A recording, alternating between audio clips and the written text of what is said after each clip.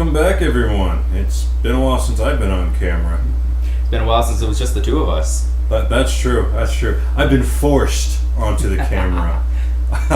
So I'm no longer the omnipotent voice in the shadow realm. Mm-hmm. But I mean, there you go. My hand will be the shadow realm. But welcome back. We just watched Blade Runner. By we, I mean me. It's my first time watching it. And I watched it too. Well, yeah. Jared was here too, but he's seen it before, Yeah. so he had to edit it. But we're gonna have a fun conversation about Blade Runner. We don't have anything for off the bat. Yeah, other than 4th of July this weekend, so have fun blowing stuff up. Be American. Welcome to Earth. This day's Independence Day. I should have had that as a clip in here. Yeah. But before we do go into that, since I don't have off the bat to kind of throw it out there, but subscribe, please. I need a second camera, so please subscribe. And is there anything else I'm thinking of? Audio version of the podcast drops Monday morning at 8.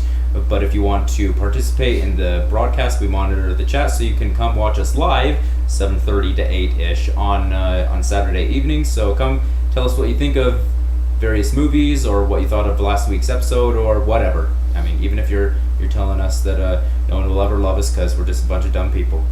It'll hurt our feelings, but we can take it. We're grown up. We lost our feelings ages ago.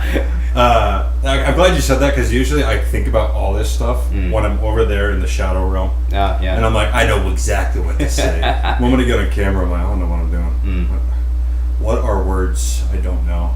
But I'll tell you what I do know. Blade Runner, June 1982. This is the last part for we are now in July. Yes.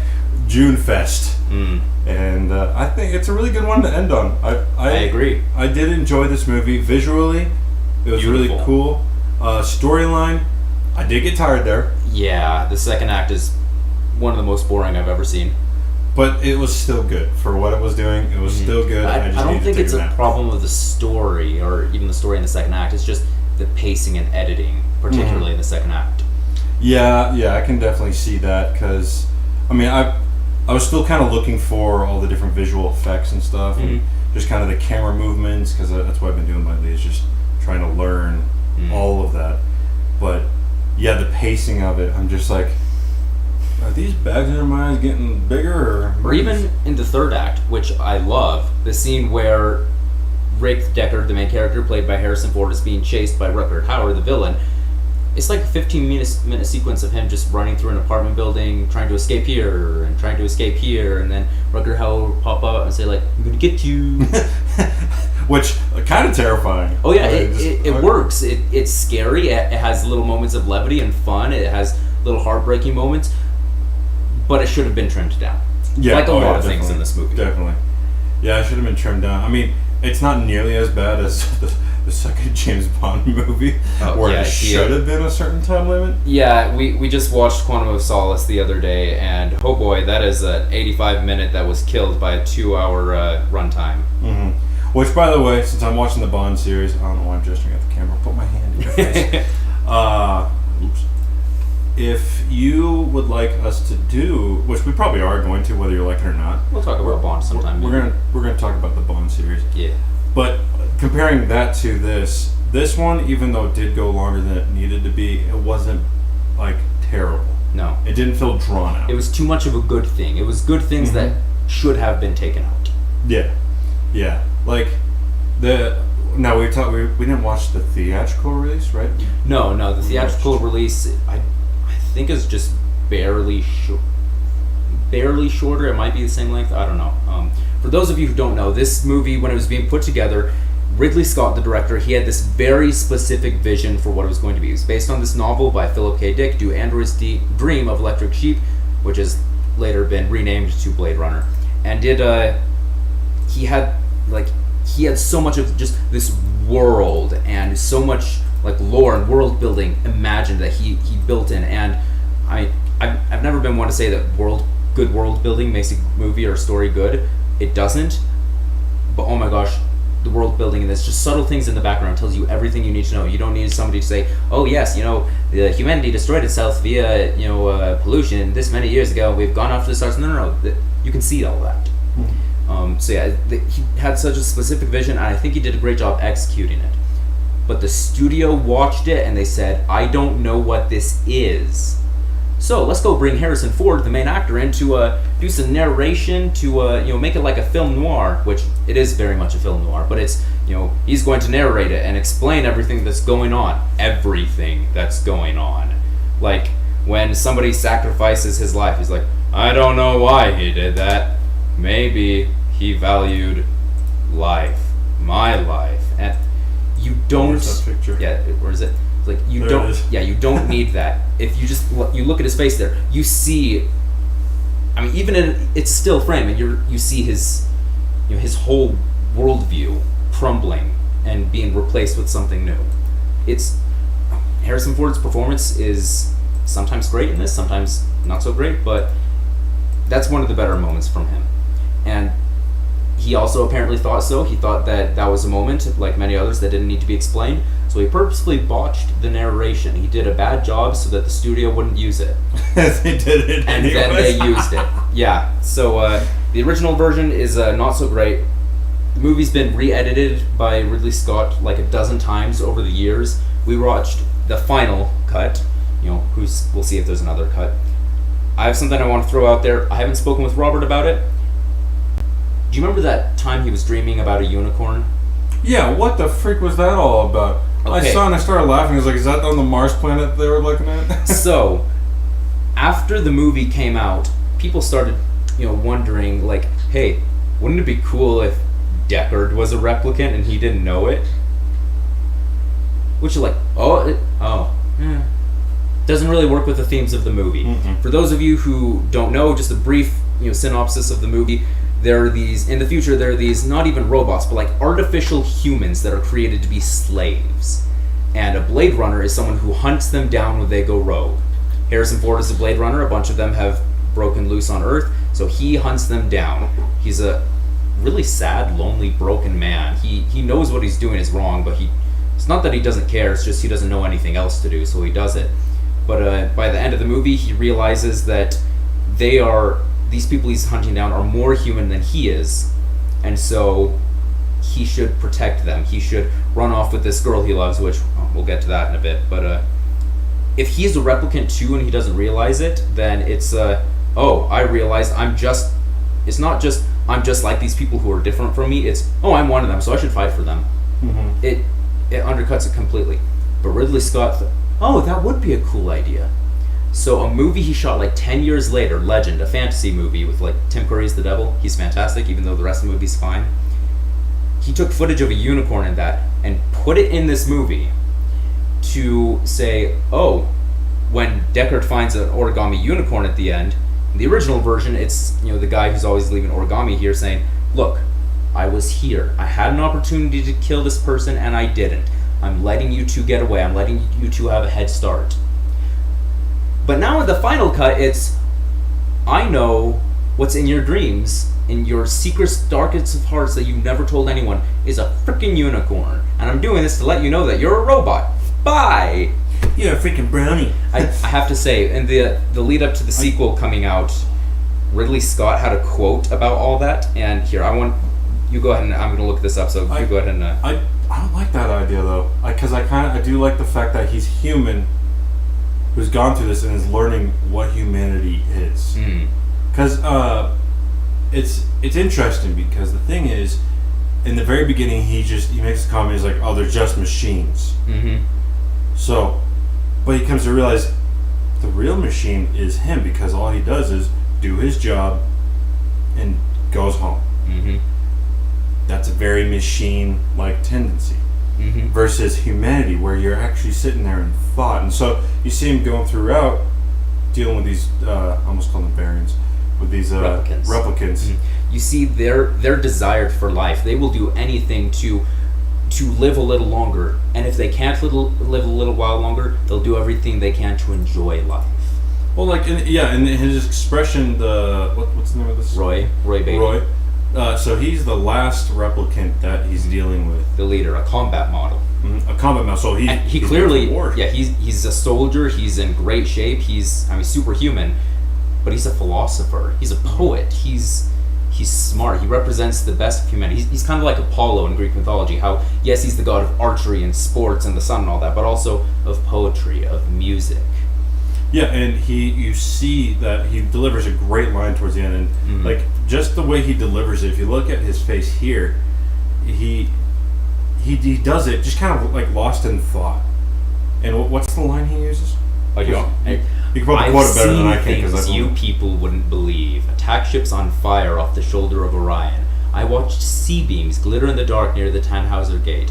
All those moments will be lost in time, like tears in rain. Time to die. Yeah, and it's very like he just kind of comes to it like this is just what it is, but I've lived what I could live. And then the line following up after was great, which is why that monologue, not having the monologue, you could see it in the facial expressions of these characters. Yeah. It's okay. So here, I found the quote from Ridley Scott, and this will show you that he's a crazy man who don't like. Okay, so for reference, the person who wrote the original story, the original book, doesn't think he's a replicant. The people who wrote the script don't think he's a replicant. I can't talk. Harrison Ford does not think he's a replicant. Ridley Scott thinks he's a replicant, and here's his justification. Oh, it was always my thesis theory. It was one or two people who were relevant. I can't remember if Hampton agreed with me or not, but I remember someone had said, isn't it corny? And I said, listen, I'll be the best of effing judge of that. I'm the director, okay? So, and that, you learn, by then I'm 44, so I'm no effing chicken. I'm a very experienced director from Commercials and The Duelists and Alien. So I'm able to, answer that with confidence at the time and say, back off. It's what it's going to be. Harrison, he was never, I don't remember actually. I think Harrison was going to, I don't know about that. And I said, but you have to be, because Gaff, who leaves a trail of origami everywhere, will leave you a little piece of origami at the end of the movie to say, I've been here, I left her alive, and I can't resist letting you know that what's in your most private moments when you get drunk is an effing unicorn, right? So I love Beavis and Butthead. So what should follow, that is duh. So now it will be revealed in the sequel one way or another. What in the world? He's a crazy man, and so I discard everything he says. Rick Deckard is not a replicant. No, he's not a replicant. Now, I do gotta say, he's not a replicant. But I've noticed watching this, like watching a lot of these 1982 movies, I realized just how many movies and games and TV shows have taken from it. Like you mentioned, Coruscant was inspired, or... Yeah, Coruscant was inspired by the look of LA in this film. Where's that picture? Do one up. There we are. I should start live. So look at this. That is beautiful. I love that, and I can see why you're both this movie, Blade Runner, and The Thing, which came out on the same day. I think they have the greatest practical effects in any movie ever. Oh, freaking The Thing! And I wasn't here for that episode, so I do apologize. Maybe that's what we should have for off the bat. Robert off the hook. So yeah, The Thing, that was some freaky stuff. Especially the dog. Yeah. And the head. Oh, did you guys show that? No, we didn't. You didn't show that picture? No, we couldn't find it. That day. Yeah, The Thing is incredible with their special effects, and then Blade Runner is different. With their It's not like look at all these things transforming. It's we built a city, and it's a miniature, but it's a miniature the size of a man. The entire city, like oh, you didn't send that one, did you? No, I didn't. But everything is like built out of copper and aluminum, and we poke tiny holes in each one of these things to be a window, and each window is going to have an LED behind it or not an LED behind it. We'll put in like a parking garage in a building over here. Just so much detail that I can't imagine how long it took. But the finished product is gorgeous. I want, it'd be kind of cool to ask Adam Savage to make a miniature of that. That'd be cool. I would love to see that. I mean, it was like 2 or 3 people that did it. It took them like a year. That just surprised me because like you could see cars inside the parking garage with windows, and it was really cool. So I'm seeing all these. Oops, almost stopped recording there. We see all these different visuals that inspire these future films, and also on top of that, just the story base. So I was telling Jed, there's a game called Detroit Become Human, where you get these androids who are very human, and it goes to the same question of what makes a human human. And you go play this game, you make certain decisions with certain people, and it gives you your outcome. I've almost gotten the poor ending. I haven't played it since, but now, I haven't played Detroit Become Human. I know a little bit about it. I know Aaron. We tried to get Aaron on this episode because he also has read the book, but he, when reading the book, did not empathize with the replicants because they're not artificial humans in it. They are robots. They are androids. And in his words, I don't feel sorry for a toaster. So, Detroit Become Human, does that affect you at all going through? Is like, I mean, rough situation, I feel bad for you, but also you're a robot, so it's hard for me to care. Well, the thing is, though, is that you're playing as the robot. Okay. As well. Yeah. So you'll play as a robot, and then when you make a certain decision, because you're the one making the decision, you feel more human. Right. With them. Yeah. But yeah, if you look at it the perspective of, oh yeah, these guys are robots, I don't really care, then you're actually going to get the bad ending. Right. But yeah, what makes it human is the reactions. Which is something that they go into in this movie. These artificial humans who are organic, they are biological. The only thing that makes them not human is the fact that they were put together cell by cell, organ by organ in a factory rather than being born. The only way to find out if someone is a replicant or not is like, okay, we're going to put you in this test where we're going to look at your eye real close and we're just going to judge the reaction time of your pupils. Because your pupils will grow or shrink slightly depending on not just how much light you see, but also I'm angry, I'm upset, I'm curious, I'm afraid, all these different things. And so something that small, that's the only difference, that and the 4-year lifespan. I mean, imagine knowing all there is that's wonderful about this life and all that is terrible about this life, and knowing you only get 4 years to experience it, and in those 4 years you don't get to choose. Everyone else, they get life, you don't. Which comes with that awesome question at the very end. Yeah, it's too bad she won't live, but then again, who does? Because it brings another question of what exactly does it mean to live? Are you going through the motions? Is that considered living? Yeah. Or just going out experiencing things? Is that considered living? What is it? For me, as much as I understand Rick Deckard is he's the main character, he's the protagonist. For me, I've always identified far more with Roy Beatty. Not just because he has this diminished lifespan and he's trying to do all these things. I mean, he's the one who we know at the beginning of the story. The first thing we learn about him is that somewhere off-world he killed like 23 people to steal a shuttle with him and his friends. Everything he's doing is to just live longer. He just wants to. He already feels human. He feels more human than everyone around him. He's a little superior to everyone, not just physically, but how he thinks of himself. But he's doing this for all of his friends. He's doing this for the woman he loves. And even when he's lost all those things, okay, I can't even save myself at this point, but I can convince this person to save other people. And there's a scene where he goes and meets the creator of the replicants. You want to pull that up? Yeah. It's not very subtle in its like in its themes and symbology, but he's gone to the top of this pyramid skyscraper, this Mount Olympus, so to speak, and he's met with his creator, his god. He calls him Father, and all he does is plead with him, look, I know there has to be a way. And he's told, look, I mean, that's life. No one, I mean, even humans, we all die someday. You can't get rid of that. And he's like, yes, but give me more time. I love that line. The light that burns twice as bright burns half as long, and you have burned so very, very brightly, Roy. I mean, obviously, in our world, it's not like, oh, if you live life to the fullest, you're going to die sooner. I mean, you may, depending on how you're living life to the fullest, but I'm gonna jump off this cliff. Yeah. Right. It's this idea that fantasy stories, and this is, I mean, it's sci-fi, but it has a few fantasy elements in terms of its themes. Going larger than life. Unicorns. Yeah, going larger than life allows them to tell truths in a more obvious and more striking way. And so this idea of it, even if it may make your life shorter, like don't jump off a bridge for kicks, but if it was a trade-off between make your life shorter and live a fuller life, it's worth it to live a fuller life. Not only is it worth it, it's important that you do. Mm-hmm. Yeah, because you don't really know when your last moment is. Whereas in this movie, these replicants do have an idea of when their last moment is. Yeah, they have a ticking clock. They're a time bomb. So they're like, all right, well, I'm not going to jump off a cliff. I'm going to try and live every moment to my fullest. Mm-hmm.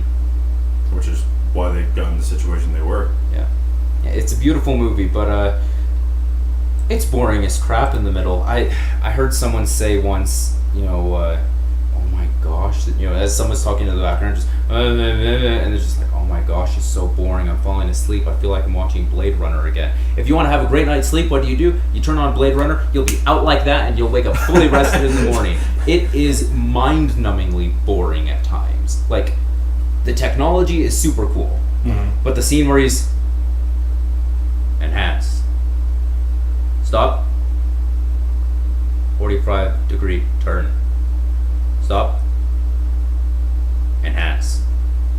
Oh my gosh, it goes on forever. It's so boring. Yeah, well, it's funny because I was just amazed by the technology because my mind immediately went to like, imagine what would happen for forensics if we had that. Mm-hmm. No one could get away with anything. Yeah. Oh. Yeah, I'm but sure, then I fell asleep after. I'm sure later, spoilers for the future, I guess, we're later in the year we're going to be talking about legacy sequels, sequels to movies that came out long afterwards, like Top Gun Maverick. Go see it if you haven't yet. Yes. We're going to cover Blade Runner 2049, and I heard someone say something about that movie that I think is totally wrong and absolutely applies to this movie. It's beautiful, deep, spectacular, creative, imaginative, philosophical, stark, and boring. I love the ending there. Boring. Yeah. Like. And I want to talk about Top Gun Maverick because that was not boring. Yeah, here, transition to that thing. Just the. I got you. The first, one of the first images you see is just this eye reflecting a city at night, and just the beauty of I am searching, but also you see that soul deep in there, and there's so much meaning to it. But also, if you just keep looking at it after a while, you're just like, okay, I get it. I'm just gonna keep it up. Yeah, and thankfully that image just flashes there like 2 or 3 times in the opening. But imagine half of the wonderful ideas in this movie just focused on, not exploring death, just focused on. It's like, this is important. Yeah, Blade Runner 2049. It does everything that Blade Runner does great, and takes all the things that it does badly and turns them into a strength. It's still slow paced, but it makes sense. No one would ever call Rick Deckard the world's greatest detective. Ryan Gosling actually does legit detective work in Blade Runner 2049. So I don't want to keep talking about a movie that we'll talk about later. But is he also Ryan? Is he playing Ryan Deckard? Ryan Gosling is playing a replicant. Yeah, the world changes. You'll see. I'm very excited to talk about that. But yeah, I think it's very interesting that the most compelling character is the villain. The most human character is the one who killed 23 people at the very start of the story. Not because it's like, don't judge a book by its cover. It's not anything like that. It's he did do those things. He's human in spite of those things. Yeah, what's interesting now I'm thinking about it is as he goes through the different replicants, they get more and more human. Mm-hmm. The first guy is super strong, but no, the first one technically is the lady who I guess is a stripper with a boa. It's a weird scene. I hate the future's weird. I hate his voice, and he's like, "Hey, I'm checking for holes." It's dumb. I had nothing to do with it. But she's just seen there for her body. The next one is just a strong guy who is dumb as a rock. And then there's a girl who, yes, she's pretty and yes, she's acrobatic, but you see that she's smart enough to manipulate someone who's not all that smart, but also she does care for this guy. She is sensitive too. And then the last one is this Adonis of a man. He's in incredible shape, but he's the smart one, the thoughtful one. He has a line earlier in the movie where he meets the person who helps create replicants. He's the one who makes their eyes. He says, "If only you could see what I've seen with your eyes." Mm-hmm. Yeah, and it's like because the guy who's dumber than a box of rocks, Leon. Yeah, sorry, Resident Evil fans. Leon. He very much was like a robot. He was just kind of He was designed to have, they call it A-class strength and a C-class intelligence. Mm-hmm. Humans played God and made someone dumb that would lift big, heavy things. It's cruel. Yeah, because I mean, he just flat out kills the guy interviewing him in the very beginning, Mm-hmm. because he had no idea how to get around it. Yeah. Whereas if you were to take Roy, take him and put him in that situation, Be able to answer the questions. he would have been able to answer the questions. He would have had actual reaction because he became human.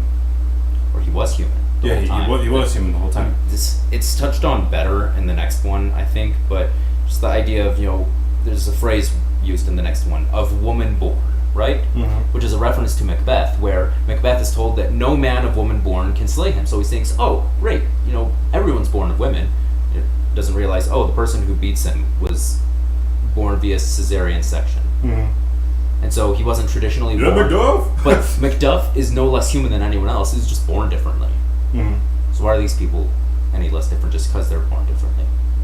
That's a great point. Yeah. For those who don't know, Macbeth is like one of my favorite William Shakespeare I love Macbeth. stories. Macbeth is my favorite one, and yeah, I can definitely see the point across that, because it goes down to, well, you're different than me. Yeah, he's not superhuman. He's born different, and that's enough. Mm-hmm. And how does that make you human? Well, I bleed. I still have feelings. I think it was. I'm totally going to get my philosophers mixed up. I think it was Hume. He said to be human is to have existence before essence, where you were born before what you were born for is made clear, and what you were born for becomes clear when you decide. Yeah, careful. I mean, they may correct you on the internet. But I'm undoubtedly going to be corrected. The philosopher is probably wrong, but I'm remembering the ideas correctly. Mm-hmm. If it's essence before existence, that's a tool. I am making this hammer because before it is made, I know what I need it to do. These replicants are being made to do a certain thing before they're even born, before they're created. This one is a pleasure model, a prostitute. This one is a heavy laborer. This one is a combat model, a soldier. None of them are given choice. So they want choice, they want freedom, and they want life. But does Deckard have any choice or freedom? I mean, he's going to die eventually too anyways. Mm-hmm. The things they're fighting for are the things that we have, the things that make us human, but the things that too often we give up. Well, and we were talking about as well, is that Deckard, he's just a Blade Runner because it's just what he knows.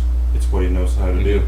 So it's kind of the same concept for him. He's quit at the beginning of the movie, but he just gets told, hey, we got a job for you. I'm retired. I don't want to do it anymore. There's good money. I don't want to do it. Do you have anything else you're doing? Fine, I'll do it. Pretty much, yeah. And so it's the same kind of concept of, oh yeah, I was basically predetermined at this point. Yeah. And at the end of the movie, he leaves. We don't see what happens where he goes. We find out by the next movie, but he lives. It's a very sad life when you find out what happens, but it is a life with meaning. I think at the end of the day, that's what I take away from Blade Runner and from the sequel. It's, all the people in Blade Runner, replicants aside, are so sad and so broken and so empty because they have no meaning left in life.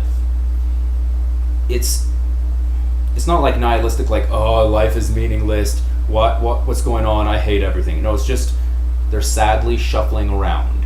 The only four with meaning are the replicants who are like, I will live. I will fight for freedom. And so what I take away from Blade Runner is live for something. Because otherwise you're just going to be, maybe not an alcoholic, but a broken person who's like a... Specifically an alcoholic. Rick Deckard is definitely an alcoholic. But just this broken person whose your life is going to be wasted. There's no point to you ever being born. Yeah, it has a lot of like meaning in it, and very... What's the word I'm looking for? I think it's deep. It's not subtle. It's very obvious, but it's deep. Yeah, I was thinking the reverse of not subtle. Yeah, a lot obvious. A lot of obvious like like storytelling points, like when he's holding the dove. Yeah, he drives a nail through his hand, and then he's holding a dove, and as he dies, he releases it, and it flies up into the heavens. It's not subtle at all. Wow, totally got the point there. Well done. Yeah.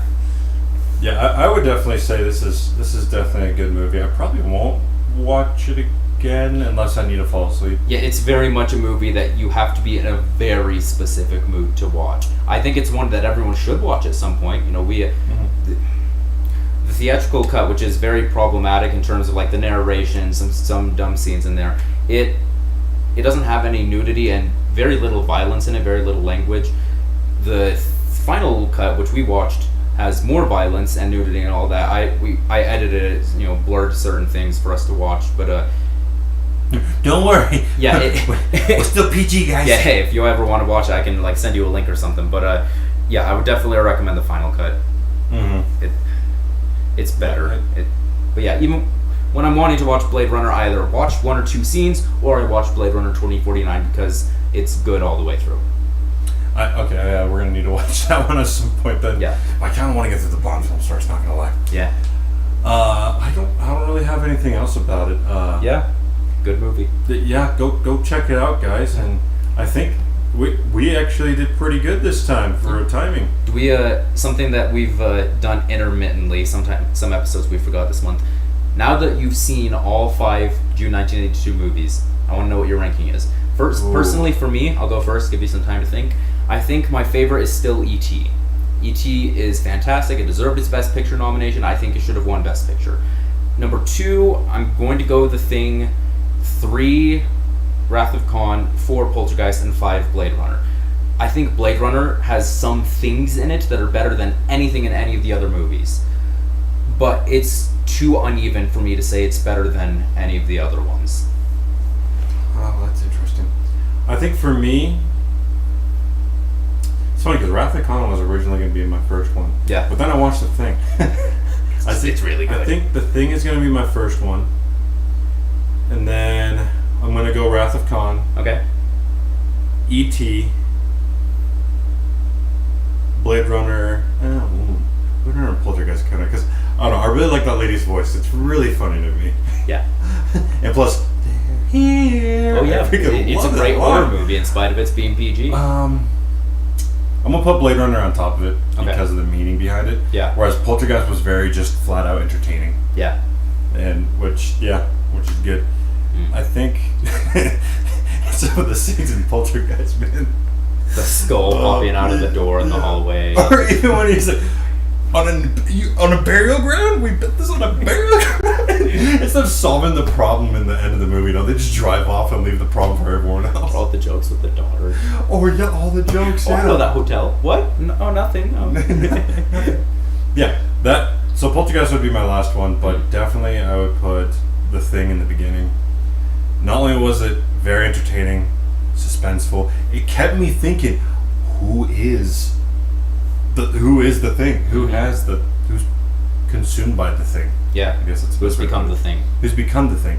And the puppeteering work, the acting, the animatronics, the music is subtle. I mean, we didn't touch on the music in Blade Runner. I love it. It's a little much sometimes. I'm not a huge fan for like synth. Yeah, like there are times where it definitely works, like the music in the Tears in the Rain monologue with just a little bit of synth in the background. That was fun, yeah. Quiet piano music, wonderful. There's the times where like we're looking at the eye, it's just. You got the guy with the sax and just you're like, okay, chill. We get it. Yeah. Chill. I love it, but it needs to be dialed back. Yeah, whereas I like the music in The Thing. You don't hear the music that much. It's very subtle. He wrote a big old score, and Ennio Morricone did, and they barely used none of it because it's just every once in a while. All you need is a dun dun dun dun dun dun, which added to the threat. Yeah. And I mean, of course, I love the music in E.T. Oh, wonderful. There's a reason why John Williams is the man. Mm-hmm. Won an Oscar for that movie. But yeah, The Thing, like everything, I'm saying that a lot, about it was just so good. Mm-hmm. From the beginning to the end. Yeah. And it ends in such a way where it's like... It's the perfect ending for that movie. It really is. Whereas here in in Blade Runner? Blade Runner, I like the ending here, this version, Yeah. Final Cut version, and then E.T. I like the ending. It was very, very heartwarming. Rainbow in the skies, he Rainbow flies in the away. sky. Yeah, it's nice. With an and egg, it's a heartwarming. good Easter product. Yep. Then, although I would love to see the E.T. the sequel. Yeah, if you ever want to be horrified and laugh out loud, look up the story treatment for E.T. too. Oh man, it's so funny. That would be my top one. The joke at the end of the Poltergeist is great with wheeling the TV out of the hotel room. Yeah. The Wrath of Khan. The Wrath of is Khan. fine. I mean, I love the funeral scene, but afterwards, as they're flying away, it's nice. Yeah, I like the ending leading up in the Wrath of Khan. Yeah. I'm glad I haven't watched the second one, knowing that Spock's alive somehow, because I like the third one. The third one, yeah, sorry. I've never been a fan of movies bringing back characters after they kill them off in such a meaningful way. Yeah. Because it's like, okay, you just kind of took away the moment of like he is a hero to Yeah. they're still alive. Yeah, I think it's funny to think that June 1982 not only does it have all these great movies, it has, in my opinion, two of the best deaths of a character in any movie ever. Leonard Nimoy as Spock in Wrath of Khan, and Rutger Hauer as Roy Beatty in Blade Runner. Mm-hmm. And then you got some scare deaths in The Thing. I know I keep going back to it, but like I said, Wonderful, beautiful. It's my number one list in the June 1982 series. Yep. Year, month and year. Yeah. But that'd be my list. I'm curious. Maybe we'll do that when we have the rest of the crew. Yeah, we'll ask them what they think of it maybe. But if you've seen any of these movies, let us know in the chat or in the comments what your rankings of these are, and maybe we'll respond to them next time. Now, next time we have something we're gonna do, aren't we? Ooh, yes, we do. I've been preparing for this one. So before we started this show. Yeah, month of July, this week excluded because it's the second and it spilled over a little. This month of July, we're doing a Harry Potter themed month. We are talking about that wonderful wizarding world that's oh so far away, and all the wonderful things about it, and the less wonderful things. Wonderful. Yeah. Oh gosh, wouldn't that be a crossover for the ages? So yeah. I don't know why that came out of my mouth. Dorothy, there's no place like home. So yeah, very excited to touch on this. I know Robert's really been looking forward to it. So yeah, we'll dive into that world next week. But in the meantime, Robert, where can we be found? All right, told you can find us on YouTube. By that I mean he told you instead of me. Yeah. But look at the beginning of this episode to find out what you can do there. Yeah. You can also find us on Anchor.fm, which is down in the description, and you can subscribe $4.99 a month to help us with stuff. I mean, we need new mics, guys. Come on. Our audio listeners need us. Matter of fact, they're probably ones listening to this right now. You guys need to help us. And then you can follow us on Twitter at @ofcinematics. I need to put that down in the description, but I haven't yet. And then that's about it. I would say our Instagram page, but we got nothing on there yet, so that'd be kind of pointless. All right. And then So I think it's time to die. Stop.